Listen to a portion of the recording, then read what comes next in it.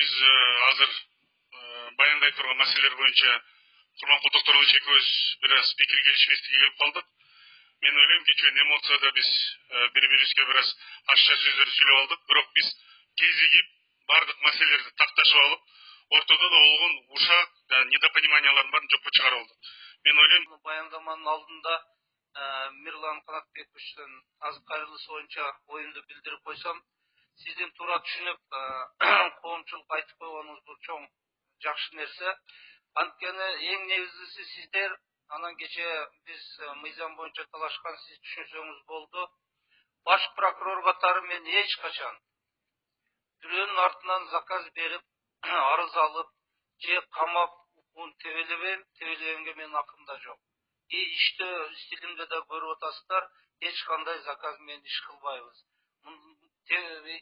Башкы прокурор мыйзамдуулуктан сакташ керек. Өзүңдүн жеке кызыкчылыгыңды мамлекетке аралаштырбаш керек да.